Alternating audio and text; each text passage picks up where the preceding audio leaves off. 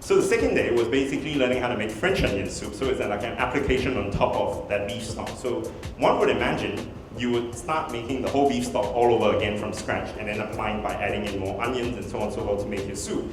But instead, he said, no, we're not going to do that. He whips out a can of Maggi beef stock and adds it in the hot water and says, here's your beef stock. Now you add on to your onion soup.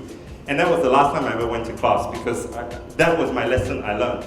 I can't imagine a school which you're paying good money for, teaching you, a hospitality school, teaching you shortcuts by asking you to use a Maggi beef stock powder to pursue, or rather, a school that's supposed to celebrate food and celebrate the art and the love of food, teaching you to use Maggi beef stock. I just couldn't comprehend it, and as a result, I never went back. But that lesson, which I guess I'm trying to share with you, was that there are no shortcuts. You know, opening a restaurant was going to be easy until you spoke to real investors who asked you for your business plan and how you're going to fund it, and everything came to a blank, and I had no idea. I was completely naive in that sense. So I made my time. I started work with my mother because she was growing her retail business, Miss Reed, and the next thing I enjoyed was marketing and operations. So that's what I took up the role of marketing and operations at Miss Reed, and I worked there for 3 years, learning a bit of tools of the trade. My family's been in retail since the time I was born, so it seemed very natural to be working in retail. But I wanted something a little bit more in terms of a corporate structure.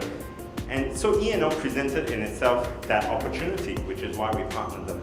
However, later on, I realized that, with every pro there comes a con, and I wasn't very keen on the office politics that involved in a corporate structure. And when you come to realize that, that spring isn't in the step, there's something wrong, you have to reassess the situation. And my conclusion was that I did not fit as well as I hoped to do, as well as I hoped I would, in a very public listed corporate structure. And that's when I opted my option to leave the business, or rather to sell out the rest of the business. I started a business with a group of people who believed in what I was trying to do, and together with their help, we made the business to what it was. They had walked out of the business at the same time as I did. So there lies my responsibility with my team of people. But the core team of perhaps 25 people came on board without me having to ask, and just automatically assumed that we were going to do something else, and came across to start up a new business. That to me is my greatest achievement, I think, in terms of what I've done in my short career so far, because it is the people that makes the business what it is. One of the questions I get asked a lot is, why you don't just do one brand? Just do same everywhere. Why do so many brands?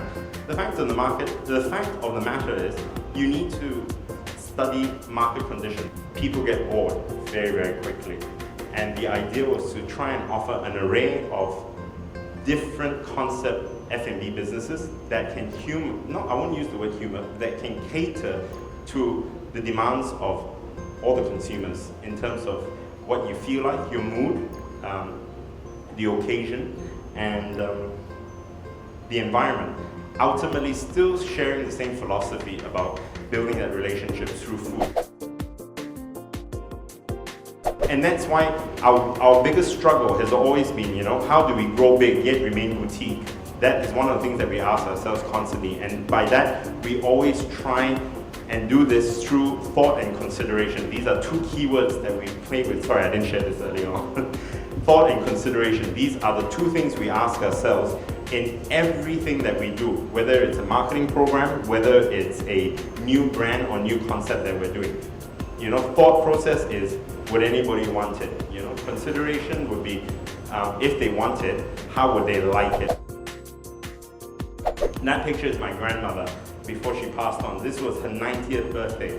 And the little girl in that picture is her great-granddaughter who lives in New York. She really was one person that inspired a lot of that passion in terms of what home cooking should be, in terms of cooking with love. And I guess what I'm trying to sum up is, to me, that picture encapsulates how I feel about the food and this business.